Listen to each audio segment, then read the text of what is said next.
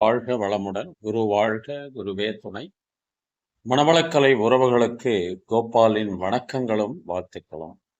அருட்தந்தை வேதாத்ரி மகரிஷியின் வாழ்க்கை மலர்கள் என்ற நூலிலிருந்து மே மாதம் 5ஆம் தேதி மறைப்பொருள் சுரங்கம் என்ற தலைப்பில் சிந்தித்திருக்கிறார்கள்.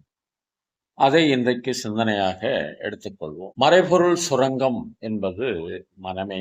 மனம் மறைபொருளாக, உயிர் மறைபொருளாக, இறைநிலை மறைபொருளாக முக்கியமாக எடுத்துக்கொண்டாலும் பிரபஞ்சத்தில் உள்ள எல்லா மறைபொருட்களையும் உணர்ந்து கொள்ளக்கூடிய ஊடகம் ஒன்று நம்மிடம் இருக்கிறது என்று சொன்னால் இந்த மனம் என்பதுதான். இந்த மனதை கொண்டு உடலுக்கும் உயிருக்கும் இடையே, உயிருக்கும் மனதுக்கும் இடையே, ஒரு மனிதனுக்கும் இன்னொரு மனிதனுக்கும் இடையே, தனி மனிதனுக்கும் சமுதாயத்துக்கும் இடையே, ஒரு மனிதனுக்கும் பல மனிதர்களுக்கும் இடையே, ஒரு மனிதனுக்கும் பல பொருட்களுக்கும் இடையே உள்ள அத்துணை ரகசியங்களையும் இதன் மூலமாக உணர்ந்து கொள்ளலாம். மனதுடைய மூலம் அந்த இறைநிலை, எல்லாம் வல்ல பரம்பொருள், ஆதி நிலை. அதனுடைய முடிவு மனிதனுடைய மனம் என்று சொல்வார்கள். அப்படிப்பட்ட ஒரு புனிதமான மறைபொருள் சுரங்கத்தை மனிதன் பெற்றிருக்கிறான். ஆனால் அதை சரியாக பயன்படுத்தாமல் அது இழிவான நிலைக்கு அவனை நடத்தி கொண்டிருக்கிறது. அதனால் அந்த காலத்தில் மனதை ஒரு குரங்கோடு ஒப்பிட்டு சொல்வார்கள். இதை கவியரசர் கண்ணதாசன் அருமையாக ஒரு பாடலில் வெளிப்படுத்தியிருப்பார். மனம் ஒரு குரங்கு, மனித மனம் ஒரு குரங்கு, அதை தாவ விட்டால், தப்பி ஓட விட்டால், நம்மை பாவத்தில் ஏற்றிவிடும், அது பாவத்தில் தள்ளிவிடும். மனம் ஒரு குரங்கு,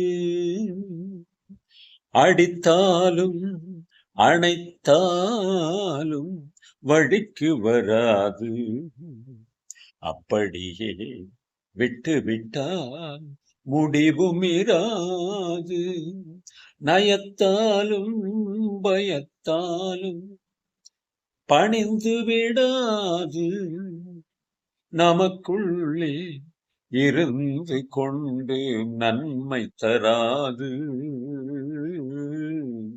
மனம் ஒரு குரங்கு, மனித மனம் ஒரு குரங்கு, வெள்ளி பணம் நாடி வாலாட்டம் போடும், கள்ளத்தனம் செய்து வெறியாட்டம் ஆடும், கள்ளை பாலாக்கி களியாட்டம் போடும், கடவுள் இருப்பதை கருதாமல் ஓடும்.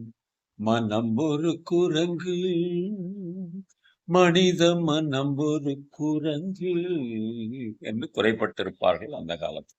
அதை வேதாத்திரி மகரிஷி தன்னுடைய மனவளக்கலையின் மூலமாக பக்குவப்படுத்தி வழிநடத்தினோம் என்று சொன்னால் அது ஒரு புதினமாக, அது ஒரு பொக்கிஷமாக மாறக்கூடிய தன்மை வாய்ந்தது.